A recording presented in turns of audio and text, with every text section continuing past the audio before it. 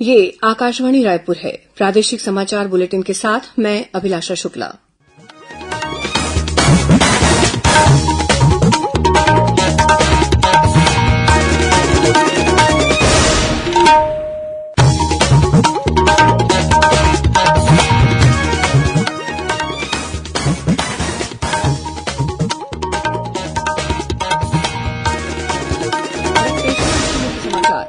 मुख्यमंत्री विष्णुदेव साय ने निर्देश दिए हैं कि मलेरिया, डायरिया और मौसमी बीमारियों से प्रभावित इलाकों में स्वास्थ्य शिविर लगाए जाएं। जशपुर जिले में सामाजिक जागरूकता व्यवहार परिवर्तन के लिए संकल्प जशपुर कार्यक्रम का मुख्यमंत्री ने किया शुभारंभ। राज्य सरकार ने समय सीमा में गुणवत्तापूर्ण निर्माण कार्य की निगरानी करने समिति का किया गठन। और मौसम विभाग ने अगले 24 घंटों के दौरान उत्तर और मध्य छत्तीसगढ़ में भारी वर्षा होने की संभावना जताई।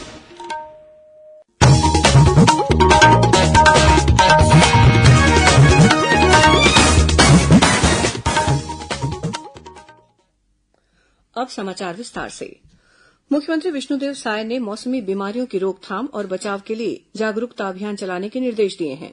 उन्होंने स्वास्थ्य विभाग के अधिकारियों से कहा कि प्रदेश के किसी भी क्षेत्र में मलेरिया, डायरिया, जल जनित बीमारी सहित मौसमी बीमारियों की जानकारी मिलने पर स्वास्थ्य शिविर लगाकर प्रभावितों का उपचार किया जाए। श्री साय ने सभी आवश्यक जीवन रक्षक दवाओं का पर्याप्त भंडारण सुनिश्चित करने को भी कहा है। इससे पहले उप मुख्यमंत्री विजय शर्मा ने कबीरधाम जिले के बोड़ला विकासखंड के ग्राम चिल्फी, झलमला, तरेगांव और सोनवाही का यहां स्वास्थ्य संबंधी स्थिति का जायजा लिया। कलेक्टर जन्मेजय मोहबे ने बताया कि सोनवाही में 5 ग्रामीणों की मौत अलग अलग कारणों से और अलग अलग जगहों में हुई है। बीजापुर जिले के संगमपल्ली पोटाकेबिन की एक छात्रा की मलेरिया से मौत हो गई। छात्रा को बेहोशी की हालत में कल जिला अस्पताल में भर्ती कराया गया था, लेकिन इलाज के दौरान बच्ची ने दम तोड़ दिया। गौरतलब है कि संगमपल्ली पोटाकेबिन में बीते कुछ दिनों के दौरान 3 अन्य बच्चे भी मलेरिया से पीड़ित पाए गए हैं। मुख्यमंत्री विष्णुदेव साय ने आज जशपुर जिले के दुलदुला में सामाजिक जागरूकता व्यवहार परिवर्तन के लिए संचालित संकल्प जशपुर कार्यक्रम का शुभारंभ किया। इस कार्यक्रम के माध्यम से जिले में महिलाओं को जागरूक करने, बाल विवाह रोकने, टीकाकरण, सिकल सेल और सर्पदंश की रोकथाम के लिए जागरूकता अभियान चलाया जा रहा है। वहीं नुक्कड़ नाटक के जरिए भी लोगों को जागरूक किया जा रहा है। शुभारंभ अवसर पर मुख्यमंत्री ने संकल्प कार्यक्रम के वीडियो और कटआउट का विमोचन भी किया। कोंडागांव जिले के ग्राम धनोरा में कल जिला स्तरीय जन समस्या निवारण शिविर का आयोजन किया गया, जिसमें कांकेर सांसद भोजराज नाग और केशकाल विधायक नीलकंठ टेकाम शामिल हुए। शिविर में अलग अलग विभागों के स्टॉल लगाए गए थे, जिसमें लोगों को सरकार की जन कल्याणकारी योजनाओं के बारे में जानकारी दी गई। इस मौके पर सांसद भोजराज नाग ने अधिकारियों को और लोगों की समस्याओं के त्वरित निवारण के निर्देश दिए। उन्होंने प्रधानमंत्री नरेंद्र मोदी की पहल पर एक पेड़ मां के नाम अभियान के तहत लोगों से पेड़ लगाने की अपील की। केंद्रीय आवास और शहरी कार्य राज्य मंत्री तोखन साहू ने आज मुंगेली जिले के रामगढ़ में आनंदाश्रम परिसर में नवनिर्मित सियान सदन भवन का लोकार्पण किया। रामगढ़ में करीब 20 लाख रुपए की लागत से सर्व सुविधायुक्त सियान सदन भवन का निर्माण किया गया है, जिसमें 1 हॉल, 2 कक्ष और 2 शौचालय हैं। कार्यक्रम में आनंदाश्रम के 17 वृद्धजनों को शॉल और श्रीफल भेंट कर सम्मानित किया गया। इस अवसर पर केंद्रीय राज्य मंत्री तोखन साहू ने कहा कि बुजुर्ग हमारे समाज के गौरव हैं। उनके मार्गदर्शन को आत्मसात करते हुए हम सब अपने समाज और देश का कल्याण कर सकते हैं। उन्होंने कहा कि इस संसार में सबसे बड़े भगवान हमारे माता पिता और गुरु हैं। कार्यक्रम को उप मुख्यमंत्री अरुण साव ने भी संबोधित किया। राज्य सरकार ने नगरीय निकायों में निर्धारित समय सीमा में गुणवत्तापूर्ण निर्माण कार्य पूरा कराने और परियोजनाओं की प्रगति की नियमित समीक्षा के लिए उच्च स्तरीय निगरानी समिति का गठन किया है। इस संबंध में नगरीय प्रशासन और विकास विभाग ने आदेश जारी कर दिया है। विभाग ने समिति के कर्तव्यों और समीक्षा की प्रक्रिया निर्धारित करते हुए संबंधितों को आदेश का कड़ाई से पालन सुनिश्चित करने के निर्देश दिए हैं।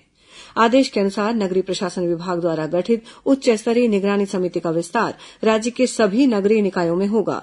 समिति नगरीय निकायों में मुख्यमंत्री और उप मुख्यमंत्री तथा भार साधक मंत्री द्वारा की गई घोषणाओं के क्रियान्वयन की समीक्षा करेगी। विभागीय सचिव द्वारा सौंपी गई अन्य योजनाओं और परियोजनाओं की समीक्षा भी समिति द्वारा की जाएगी।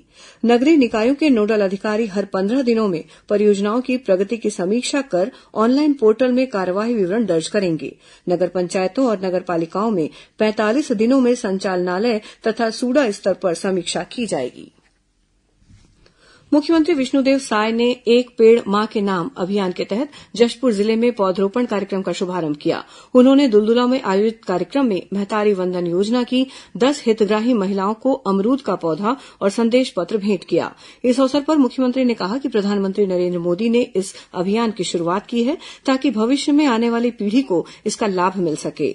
गौरतलब है कि एक पेड़ मां के नाम अभियान के तहत जशपुर जिले में 2 लाख से अधिक पौधे वितरित किए जाएंगे। उधर जांजगीर चांपा जिले के जिला पंचायत परिसर में एक पेड़ मां के नाम अभियान के तहत निःशुल्क पौधा वितरण के लिए हरियाली रथ को रवाना किया गया। इस दौरान स्थानीय विधायक, कलेक्टर और पुलिस अधीक्षक ने वाहन को हरी झंडी दिखाई। वहीं उपस्थित लोगों को पौधों का वितरण भी किया गया। इस दौरान कलेक्टर ने जिलेवासियों से एक पेड़ मां के नाम अभियान के तहत कम से कम एक पौधा लगाने की अपील की।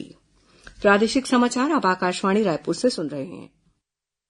छत्तीसगढ़ की खबरों से है आपका वास्ता और खबरों की विश्वसनीयता से है हमारा वास्ता। आकाशवाणी समाचार रायपुर के प्रादेशिक समाचार बुलेटिन के साथ ही हमारे समसामयिक कार्यक्रम आप रेडियो के अलावा अपने मोबाइल पर भी सुन सकते हैं। आकाशवाणी समाचार फेसबुक, ट्विटर और यूट्यूब पर भी उपलब्ध है। हमारा Facebook page Chhattisgarh news on AIR, Twitter handle CGAIR news और हमारा यूट्यूब चैनल है छत्तीसगढ़ AIR न्यूज। तो अब रेडियो के साथ ही आपके मोबाइल के जरिए भी हम पहुंच रहे हैं आप तक। छत्तीसगढ़ की हर खबर के लिए सुनते रहिए आकाशवाणी समाचार।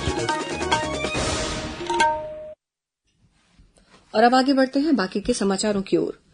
छत्तीसगढ़ में कल आयोजित की गई राष्ट्रीय लोक अदालत में 8,31,000 से अधिक प्रकरणों का निराकरण किया गया।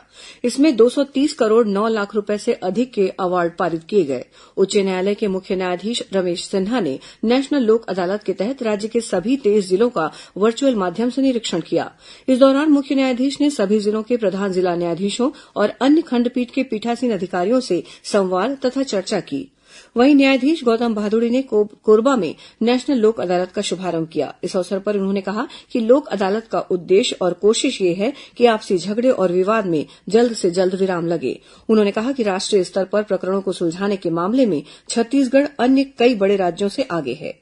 उधर कोंडागांव में आयोजित राष्ट्रीय लोक अदालत में उच्च न्यायालय के न्यायाधीश न्यायमूर्ति संजय कुमार जायसवाल शामिल हुए। इस दौरान उन्होंने न्याय की महत्वपूर्ण भूमिका पर विस्तार से चर्चा की। उन्होंने न्याय के महत्व और आवश्यकताओं पर अपने विचार भी साझा किए। छत्तीसगढ़ के कथित शराब घोटाले मामले में उत्तर प्रदेश पुलिस ने पूर्व IAS अनिल टुटेजा को प्रोडक्शन वारंट पर गिरफ्तार किया है। उत्तर प्रदेश पुलिस ने अनिल टुटेजा के प्रोडक्शन वारंट के लिए आवेदन लगाया था, जिसे कोर्ट ने मंजूर कर लिया। श्री टुटेजा को पुलिस कल मेरठ कोर्ट में पेश कर सकती है।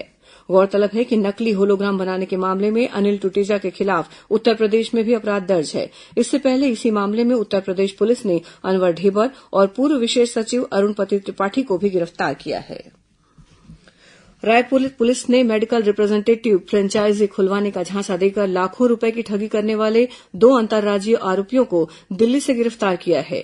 आरोपी सोशल मीडिया पर विज्ञापन देकर लोगों को अपना शिकार बनाते थे। पुलिस ने आरोपियों के पास से 25,000 रुपए नकद और 2 मोबाइल फोन जब्त किया है। पुलिस ने बताया कि आरोपियों ने एक व्यक्ति से 14.5 लाख रुपए की ठगी की थी और उनके खिलाफ दिल्ली और झारखंड में भी मामला दर्ज है। वहीं एक अन्य आरोपी फरार है, जिसकी तलाश में पुलिस जुटी हुई है। सक्ती जिले की बाराद्वार पुलिस ने नौकरी दिलाने के नाम पर करोड़ों रुपए की ऑनलाइन ठगी करने वाले एक अंतर्राज्यीय आरोपी को झारखंड से गिरफ्तार किया है। वहीं अन्य आरोपी फरार हैं, जिनकी तलाश की जा रही है। राजनांदगांव में आयोजित अखिल भारतीय अंतर साई बास्केटबॉल प्रतियोगिता में राजनांदगांव की बालक वर्ग की टीम ने स्वर्ण पदक जीता है। राजनांदगांव की टीम ने फाइनल मुकाबले में वाराणसी की टीम को हराया। प्रतियोगिता के समापन अवसर पर पूर्व सांसद मधुसूदन यादव मुख्य अतिथि के रूप में शामिल हुए। इस मौके पर विजेता और उप विजेता टीम को पुरस्कार प्रदान किया गया। प्रतियोगिता में अलग अलग वर्गों में सर्वश्रेष्ठ प्रदर्शन करने वाले खिलाड़ियों का भी सम्मान किया गया। और अब पेश है मौसम का हाल। मौसम विभाग के अनुसार अगले 24 घंटों के दौरान उत्तर और मध्य छत्तीसगढ़ में भारी वर्षा होने की संभावना है। वहीं कल प्रदेश के कई स्थानों पर हल्की से मध्यम वर्षा होने, गरज चमक के साथ अंधड़ चलने और आकाशीय बिजली गिरने के आसार हैं। अब कुछ खबरें संक्षेप में। प्रधानमंत्री फसल बीमा योजना के तहत खरीफ फसलों का बीमा कराने की अंतिम तिथि 31 जुलाई है। योजना में किसान सिंचित, असिंचित धान, उड़द, मूंग, मूंगफली, कोदो, कुटकी, मक्का, अरहर, तुअर, रागी और सोयाबीन का बीमा करा सकते हैं। कोरिया जिले में जनसंख्या स्थिरीकरण पखवाड़ा का शुभारंभ किया गया। इस दौरान पखवाड़ा रथ को हरी झंडी दिखाकर रवाना किया गया।